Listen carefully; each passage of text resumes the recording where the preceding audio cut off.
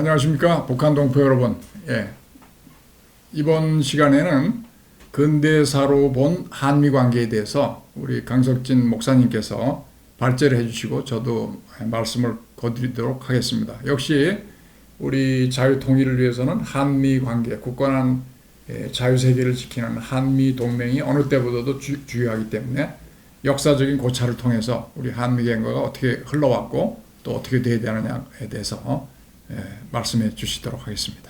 우리 한국과 미국과의 그 외교적 관계를 살펴보니까요, 거의 한 150여 년의 그런 미국과 한국과의 그 관계가 있는 것을 우리가 그 역사를 통해서 확인할 수 있는데요. 우리가 그 인류 역사를 볼 것 같으면은 반드시 어떤 그 시대마다 크게 어떤 그 변화가 되는 변곡점이 될 수 있는 새로운 어떤 그 흐름이 반드시 있더라고요. 그것이 이제 대표적인 예가 19세기에 유럽의 산업화 혁명 이후 이 유럽의 강국들은 경제적으로 상당히 부유해지고 또 군사적으로 강해짐으로 인해 갖고 결국 아프리카나 아시아 지역의 근대화가 덜 되고 아직도 봉건적이고 또 경제적으로 낙후해 있는 그 아시아 지역, 아프리카 지역을 식민지화하는 그런 일들이 본격적으로 이루어진 것을 우리가 이 19세기 역사를 통해서 확인할 수 있습니다. 그래서 이제 대표적으로 이제 그러한 큰 흐름을 서세 동점이라는 말로 그렇게 대표되고 있는데요. 여기에 이제 동북아에 속해 있는 중국, 그다음에 또 일본, 또 그 시대 이제 조선이죠. 그런 큰 변화 속에 휘말리게 되고 결국은 이제 자발적이 아닌 외세에 의한 서양의 강대국들의 그런 그 군사력, 경제력 그런 그 흐름 속에 그 변화를 맞게 되는 것을 우리가 볼 수 있습니다. 그래서 이제 결국 중국도 유럽의 여러 나라들과 국교관계 또 수호통상조약을 맺어서 문물 교류가 일어나게 되고 그런 것이 이제 단순히 경제적인 변화뿐만이 아니라 정치적으로도 큰 그 변동이 주어짐으로 인해 갖고 봉건주의적인 국가들이 이제는 공화제로 변화가 되는 그런 예들을 우리가 찾아볼 수 있습니다. 그래서 영국과 중국, 그 당시는 이제 청나라죠. 가장 이제 대표적인 사건이 이제 아편전쟁이죠. 1840년대인가요? 그렇죠. 그래서 그 이후 이제 영국과 청나라 간의 불평등 조약이라는 난징 조약을 1842년대 맺게 됩니다. 그리고 일본은 그 이후 약 한 12년 후에 미국과 또 그런 수통상 조약을 맺습니다. 우리 신 박사님께서 그 미국과 그 일본과의 그런 새로운 그 통상 조약 관계 그 배경을 좀 말씀해 주시겠습니다. 조금 더 이제 고찰을 하면요. 지금 사실은 이제 그 산업혁명이 결정적으로 서구 열강이 동쪽으로 서세 동점하는 계기가 됐죠. 산업혁명이라는 게 과학기술이 발전돼야 되는 것이고 그 이전에 이미 서구 열강들은 이 중상주의 정책으로 해서 부국강병 정책을 해서 국가를 해야 되는데 이제 산업혁명으로 자본주의가 되니까 팽창주의 정책을 쓸 수밖에 없는 거예요. 그 자본주의는 결국 해외 시장이 더 많아져야 되는데 이때 뭐 영국, 프랑스, 독일이고 거기 벨기에까지 전부 해외 시장 개척이 아주 열을 올렸어요. 그래서 그게 대표적인 게 동인도 주식회사입니다. 그러니까 동인도 주식회사가 뭐 인도, 영국도 있었고요. 네덜란드도 있었고 뭐 없는 나라가 없었어요. 한 7, 8개국이 동인도 주식회사를 설립해서 식민지 경영에 이제 애를 쓴 겁니다. 그럼 이제 그 당시 이제 새로운 시장의 대상이 될 수 있는 게 이제 아시아였겠어요. 그렇죠. 이제 인도, 아시아 이게 얼마나 광활한 영토입니까? 이 너무나 이 사실은 약탈자 입장에서 보면 먹잇감이죠. 먹잇감. 쉽게 얘기하면 먹잇감이 된 왜냐하면 거죠. 동양은 중국만 해도 자기들이 세계에서 뭐 최고인 줄 알았어요. 그 사실 산업혁명 이전에는 중국과 인도가 세계 최고의 생산력을 자랑한다고 알려져 있었죠. 그러나 영국이 막상 아편 전쟁을 통해서 중국을 시험을 해보니까 완전히 종이 호랑이로 판명이 돼서 이거 뭐 쉬운 먹잇감이다 해가지고 불평등 조약이 괜히 되겠습니까? 전쟁에서 지니까 불평등하게 될 수밖에 없는 거예요. 그럼 이제 미국과 일본과의 미국하고 일본은 그 뭐 가나가와 뭐 화친 조약 말로는 화친 조약인데 그게 아니었죠.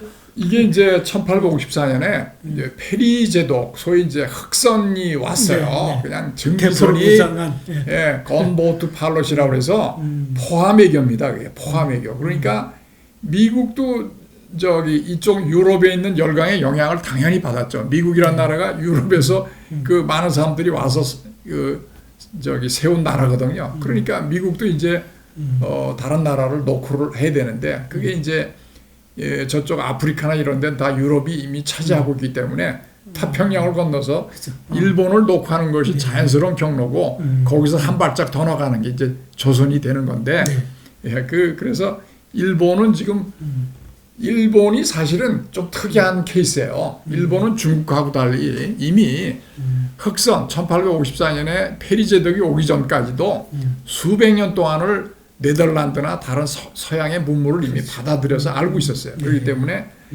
다만 미국이 이제 막 그냥 무력으로 저기를 하면서 불평등 조약을 맺었죠. 일본 사람들은 여기에 대해서 어마어마하게 분개를 하고 있었고 안 되겠다. 이 불평등을 평등 조약으로 바꿔야 되겠다는 게 사무라인이 그 엘리트들 사이에서 광범위하게 퍼져 있어서 그것이 나타난 것이 1868년에 메이지 유신이라는 것이에요. 그렇죠. 그러니까 이제 일본은 좀 틀립니다. 그러니까 일본이 이제 그동안 이제 봉건 체제를 유지해 오다가 이제 미국하고 통상 조약을 맺음으로 인해 갖고 일본 내에도 어마어마한 큰 정치적인 자극을 받고 이대로 있다가는 일본이 서구 열강에 맥히겠다 하면서 이제 운동이 일어난 겁니다. 그래요. 자, 그래서 이제 결국 이제 조선도 그런 큰 시대적인 그 경랑 속에 벗어날 수가 없게 된 사건이 1866년에 나타나게 됩니다. 그것이 이제 대표적인 사건이 이제 그 제너럴 쇼마노 미국의 상선인데요. 이 상선이 중국에 교육하러 왔다가 그 다음 통상 지역으로 조선을 이제 선택한 거죠. 근데 희한하게도 이 제너럴 쇼마노가 한강을 타고 대동강. 처음에. 처음에. 예. 근데 한강을 안 택하고 그 당시 이제 조선의 수도가 한양이었는데 한양을 택하지 아니하고 희한하게도 평양 대동강을 택해서 대동강으로 들어오게 됩니다. 근데 이제 이 쇼만호에 대해서 북한에서는 이거 상당히 좀 왜곡을 시키고 있는 것 같아요. 그 북한에서는 이 제너럴 쇼만호를 군함이라고 얘기하는데 이게 군함이 아니라 상선이었습니다. 미국 국적의 배였고 선주가 프레스턴이라는 사람이었고 그다음에 이 배를 갖다가 빌려서 무역선으로 이용한 계약을 맺은 그 회사는 영국의 무역회사인 메도스 상사라고. 그러니까 이 영국의 메도스 상사가 미국 국적의 이 제너럴 쇼마노를 빌려갖고 이제 영국, 중국, 그 다음에 이제 조선을 상대로 해서 이제 무역을 하려고 했던 거였었죠. 근데 이제 이 당시 이때가 이제 1866년이었는데 이 당시 조선은 쇄국 정책을 취함으로 인해 갖고 외국과는 절대적으로 통상이나 교류를 안 하려고 이런 쇄국 정책으로 빗장을 딱 걸어 잠그고 있었던 거였죠. 그런데 이 제너럴 쇼마노가 일방적으로 대동강을 타고 올라가고 지금의 만경대인 그 숙섬 앞까지 들어와서 통상을 강제적으로 요구했던 것이고 그로 인해 갖고 결국 이제 무력 충돌이 일어난 거예요. 그러니까 이제 이 제너럴 쇼마노 사건이 결국은 이제 미국과 최초로 접촉을 하게 되고 인연을 맺게 된 것이 참 악연이죠. 예, 이렇게 이제 된 것이었죠. 근데 이제 북한에서는요, 이 제너럴 쇼마노 사건에서 조선군이 승리할 수 있었던 것이 김일성의 조부인 김웅이라는 사람이 평양의 시민들을 갖다가 동원해 갖고 제너럴 쇼만호를 갖다 격침시켰다. 이렇게 이제 그들은 주장하고 있다는 거죠. 근데 그게 역사적으로 굉장히 날조가 된 것이고 자기들을 이제 미워하려고 하는 것인데 네. 이게 조선이 이제 서양의 열강이 들어왔을 때 초창기에 이 제너럴 셔먼호 사건을 그냥 격퇴를 시키고 그 다음에 이제 나중에 나오는 신미양요에서 또 미국을 격퇴시켜요. 네. 하다 보니까 우쭐해져 가지고 사실은 그냥 작전사 후퇴를 할 뿐인데 근데 그 재밌는 게 제너럴 셔먼호 사건 때 평양 그 관찰사가 그 박규수예요. 박규수는 원래 개화파가 돼서 많은 제자들을 개화파라서 교육을 시킨 사람인데 막상 평안도 관찰사로 가니까 또 그 조정의 명령을 받아서 격퇴를 시켜야 되는 적인데 그 대동강 상류까지 올라간 제너럴 셔먼호 사건이 그 조선 사람들한테 똥물세례를 받으면서 그렇게 빠져나갈 수밖에 없는 건데 이 북한 정권이 이거를 무슨 근대화의 분기점 해가지고 또 뭐 예세를 한다느니 하는 위대한 걸로 보는데 착각도 너무 착각이에요. 그래서 북한이 이런 식의 폐쇄적 민족주의로 해서 결국은 이게 나중에 주체사상까지 연결된다고 저는 보고 있습니다. 그래서 아주 이 국제사를 열려서 열린 사회로 가야 우리가 발전하는데 이렇게 폐쇄적이고 아주 무슨 꼰대처럼 말이죠. 자존심 세우고 너희들은 아무것도 아니야. 우리가 최고야 하는 갇힌 세계에 갇힌 이 답답함이 결국 이렇게 불행을 가져왔다. 저는 이렇게 봅니다. 네. 네. 제가 그 중학교 때인가 교과서에 이 제너럴 셔먼호 사건에 대한 그 내용이 잠깐 언급이 돼요. 그래서 저는 아니 제너럴 셔먼호 이게 무슨 의미가 있길래 이게 교과서에 있나 의아했는데 제가 이제 성인이 돼서 우리 한국의 근현대사에 대한 그 책을 보게 되니까 이게 참 상징적으로 참 어떤 그 새로운 그 변화를 줄 수 있는 그런 어떤 계기가 되는 사건이었다는 것이 이해가 됐습니다. 자, 그러면은 제너럴 셔먼호 사건이 그것으로서 잠깐 일어났다가 그것이 다 소멸되고 그 이후에 아무 영향력을 주지 않았다면은 그게 별 의미가 없는 사건이었겠죠. 그런데 이제 제너럴 셔먼호 사건 1866년도에 일어난 이 사건이 그 이후에 어떤 사건으로 이어지냐면 신미양요라고 해갖고요. 미국 정부가 미 군함 5척 그리고 해병대, 해군이죠. 1200명을 동원해갖고 강화도로 들어옵니다, 이번에. 근데 이제 그 미국 군함 5척이 강화도에 들어온 그 이유가 뭐냐면 셔먼호 사건에 그러니까 자국의 배가 완전히 불에 타서 없어져 버리고 거기에 탔던 미국 시민이 몇 명이 희생됐으니까 미국 정부로서는 이게 흘려버릴 수 없었던 거였었죠. 그러니까 이제 제너럴 셔먼호 사건을 조선 정부에다가 왕실에다가 여기에 대한 그 응징과 그다음에 진상 조사, 그다음에 개항을 요구할 목적으로 미국 정부에서 이제 해군 제독한테 명령을 해갖고 이처럼 다시 십몇 년 만에 대동강으로 강화도로 다시 들어와서 새로운 이 사건이 또 일어나게 된 것이죠. 그런데 이제 그 전에 그 이후 이제 5년 후에 그러니까 신미양요 사건이 일어난 이후 5년 후에 조선과 일본이 조일 수호 통상 조약을 맺게 됩니다. 이것이 이제 조선으로 볼 때는 다른 나라와 최초로 맺은 수호 통상 조약이 됩니다. 그러니까 이제 미국에서도 그렇다면 우리 미국도 조선과 수호 통상 조약을 맺어야 되겠다 해갖고 이제 1870 그 이후에도 계속적으로 이제 미국 정부에서는 조선과 수교 관계, 통상 조약 관계를 맺으려고 계속 추진을 했었는데요. 조선이 미국과는 그런 수통상 조약을 맺지 않으려고 하니까 청나라의 그 리홍장이라는 북양 대신 그 당시 그 청나라에서 가장 그 실세였었죠.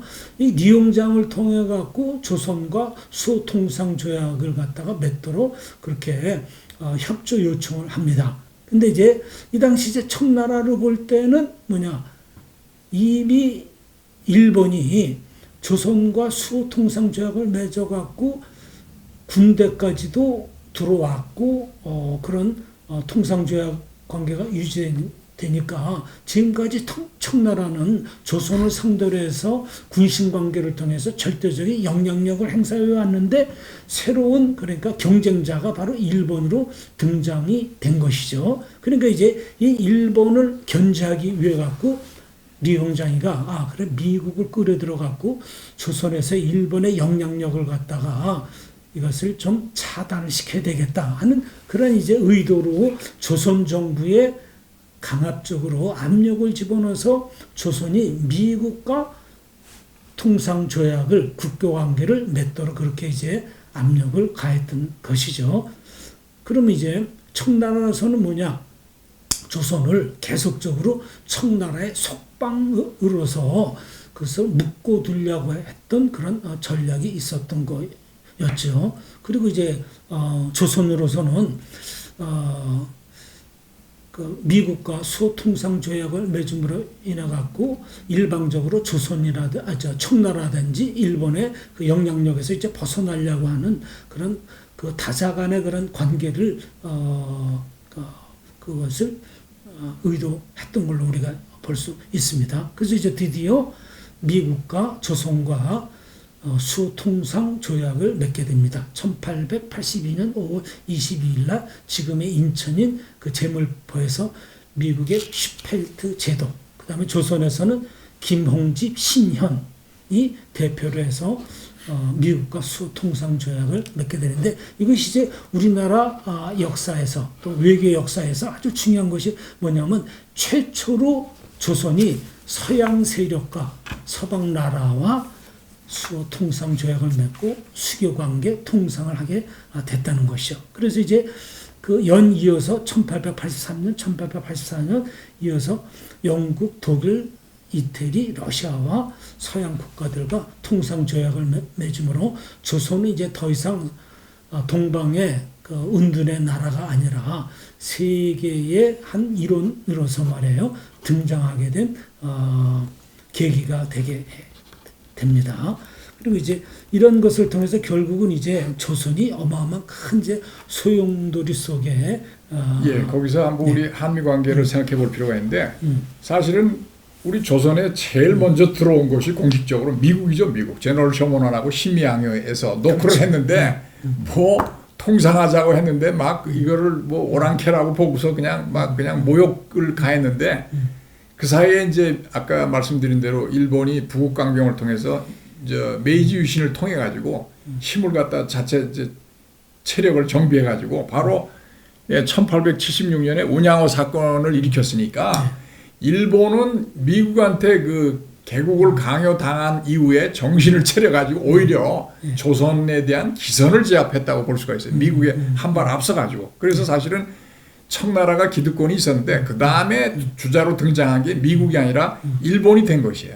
그러다 보니까 일본은 그때 뭐 여기 있지만은 아무래도 거리도 멀고 아직은 그렇게 다른 유럽 국가들처럼 영토적 야심이라는 게 별로 없고 또 조선이 워낙 뭐 통상적 가치를 저평가했기 때문에 그 적극적으로 대시를 미국이 안 한 거가 초기에 이제 한미 관계라고 볼 수가 있겠어요. 그래 어떤 그 자리에 보니까 조선이 그 당시 고정이죠. 고정은 미국과 수호 통상 조약을 국교 관계를 맺게 되면은 미국이 상당히 좀 영향력을 행사해주고 조선 편에 쓸 거라고 기대를 했었는데 미국은 그렇게 가깝게 조선을 대하지 않았던 거예요. 그러니까 이제 일부 미국 측에 기대를 했던 여러 그런 그 관료들 이런 사람들이 일본 쪽으로 기울면서 결국은 이제 거기에 친일파가 이제 많이 등장. 그렇죠. 이제 친일파가 등장하게 된 이제 계기가 돼 갖고 여기에 이제 김옥균이라든지 서재필이라든지 박영효라든지 이런 사람들이 이제 일본 쪽으로 기울게 된 건데 이게 참 역사적인 참 슬픈 일인데 힘이 약하니까 이게 어쩔 수 없었던 국제 것이죠. 관계로서는 일본이 그렇게 대시를 하니까 그쪽으로 넘어가는 거예요. 또 네. 미국은 또 소극적이고 대신에 이제 지금 얘기하는 미국은 선교사랄지 이런 쪽으로 네. 북한에 대해 아니 조선의 근대 문명을 가져왔다는 게 또 큰 업적이에요. 일본은 말이죠. 식민지화하려는 생각이 굴뚝 같았는데 또 미국은 그렇지 않고 그냥 근대화 선물을 더 가져온 거예요. 그러니까 우리나라에 실질적으로 혜택을 가져온 건 미국이지 일본은 뭐 우리나라를 결국 그렇죠. 먹은 거 아니겠습니까? 네. 예. 자, 그래서 이제 1882년도 5월달에 미국과 수통상 조약을 맺음으로 인해 갖고 어떤 일들이 벌어지냐 하면요, 선교사들이 들어오게 됩니다. 예? 그래서 이제 최초로 선교사로 들어온 사람이 1884년, 즉 2년 후에 중국에서 선교 활동하던 알렌이라는 의사가 미국 공사의 공의로 들어오게 됩니다. 근데 이제 이 사람이 이제 어마어마한 큰 역할을 하게 됩니다.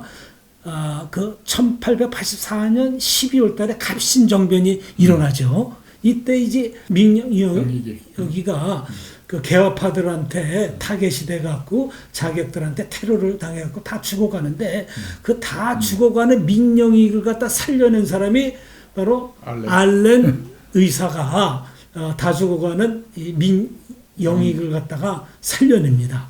이 민영익은 민기의 아주 오른팔 역할을 했던 아주 지대한 그 권력자였는데 이 사람을 살려냄으로 인해 갖고 고종이나 민비나 미국에서는 선교사에 대해서 아주 큰 혜택을 베풀면서 그 병원을 세우도록 건물을 대주고 또 비용을 대주게 됩니다.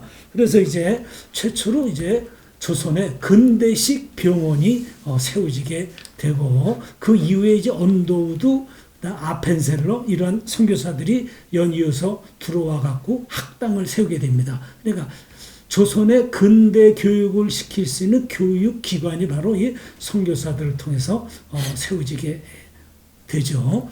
그리고 이제 이 알렌이란 이 사람이 이제 처음에는 선교사로 출발했지만은 나중에 이제 외교관으로 그 직분을 갖다 바꿔갖고 외교적인 공사로서 활동을 하게 되는데 이 알렌이 고종한테 이야기를 해갖고 제의를 해갖고 경인 철도를 부설하도록 합니다. 그래서 조선의 최초로 철도가 세워지게 돼 아주 참 혁명적인 것이 물론 이제 완공은 일본 철도 회사에 의해서 이제 완공이 되게 되죠.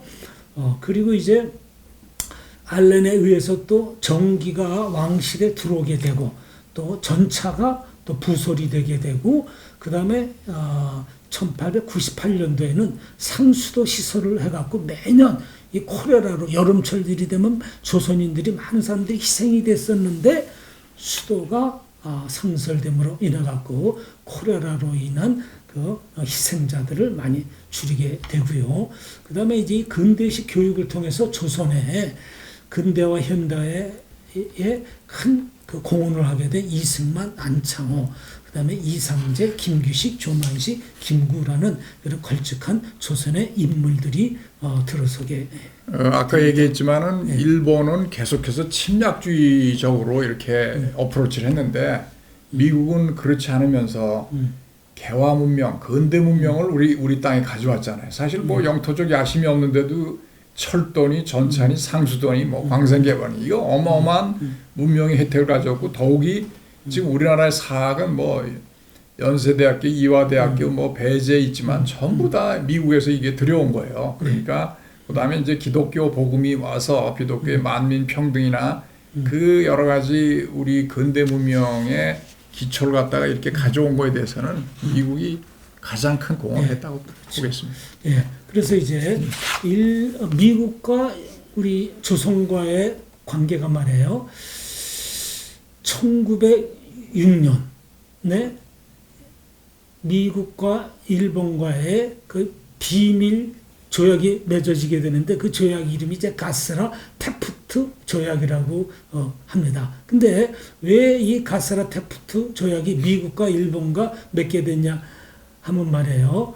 이때 동북아, 동남아의 지배권을 놓고 미국과 일본이 충돌을 하게 됩니다. 그래서 이제 미국은 조선보다는 필리핀을 더 필요로 했었죠. 근데 이제 그리고 이제 일본은 또 필리핀보다는 조선을 더 필요로 했고요. 그래서 이제 두 나라의 그 일본의 총리인 가스라와 미국의 그 육군 대장인 테프트와 서로 그러면 미국이 필리핀을 지배할 테니까 일본이 여기에 대해서 묵인하고 그 다음에 일본이 또 조선을 식민지화 하는데 미국이 여기에 또 묵인할 것을 갖다가 요구한 조건이 바로 가스라 테프트 조약입니다. 그러니까 이제 이게 결과적으로는 조선으로 볼 때는 미국이 조선을 배신하게 된 결과가 이제 여기서 주어지게 됩니다. 그럼 이제 우리가 여기서 참 알아야 될 것이 참 나라가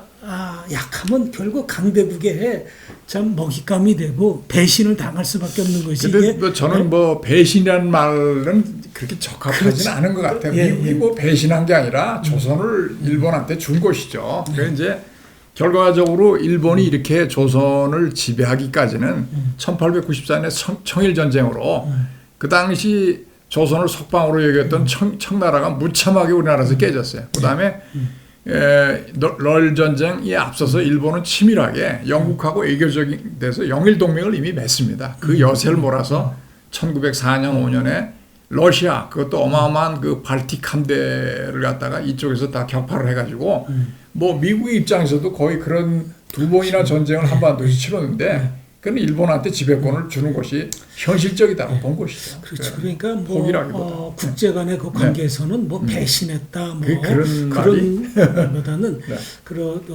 다른 나라의 책임을 전가하기보다는 결국은 우리 스스로가 나라를 지킬 수 있는 국력을 배양하고 그로 인해서 국제 간의 그 관계에서 말해 우리가 힘을 과시해야 된다는 그런 그 역사적인 교훈을 우리는 이 가스라 테프트 조약을 통해서 우리가 배워야 사실은 맞습니다. 고종이 말이죠. 아관 파천 러시아 공사관으로 이렇게 도망가기 전에 춘생문 사건이라고 해서 미국의 도움을 청했는데 이게 그렇죠. 실패를 처음에는 했어요. 그러니까 미국에도 어느 정도 했는데 이게 불행하게도 안 되고 러시아를 결국 아관 파천이 되니까 일본에서는 결국은 고종을 뭐 제거해야 된다고 이렇게 생각을 한 것이죠. 러시아에 붙으니까. 그래서 결국은 이제 을사보호 조약인데 이미 대신들이 일본의 매수에 의해서 다 넘어가 있는 상태였어요. 고종이 무슨 힘이 없었다고 그 당시. 그래서 이제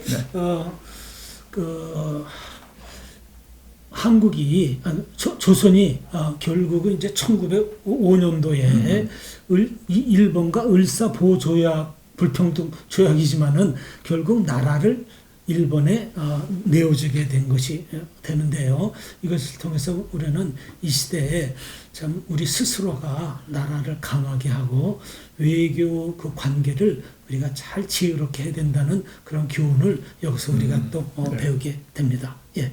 오늘 여기까지 하고요. 예, 그런데 이제 그 이후의 거를 연결고리를 말씀을 드리면은 어쨌든 그 이후에는 이제 일본이 식민지 지배를 하면서 군국주의로 넘어가서 태평양 전쟁을 일으키는데 다시 태평양 전쟁에서 미국이 일본한테 이기죠. 그러다 보니까 이제 또 조선반도, 한반도가 다시 미국의 영향권 내에 있는 것이고 또 이제 유럽에서는 소련하고 독일하고 전쟁을 해서 소련이 이겼잖아요. 그러니까 미국이 또 한반도에 북쪽을 내주면서 또 다시 한반도에는 불행한 역사가 또 새로운 시작이 됐고. 그러니까 뭐 일본과 미국과의 관계도 오늘에는 우방이었는데 내일에는 또 적국이 되고 이런 것이 계속 또 반복이 되고 태평양 전쟁이 끝나고 미국이 승전 국가가 됨으로 인해갖고 그 이후에 또 미국과 일본이 또 아주 또 밀착 관계가 되고 말이에요. 네. 그래서 우리는 이런 과거의 역사적인 교훈을 통해서 오늘의 우리 한국을 참 강하게 하고 국제 관계에 있어서 우리가 어떻게 지혜롭게 외교 관계를 풀어 나가야 되나 하는 그런 교훈을 지난날 100여 년 전에 그런 그 역사적인 일들을 통해서 우리가 잘 배워야 될 것 같습니다. 예, 감사합니다. 오늘 여기까지 하겠습니다. 감사합니다.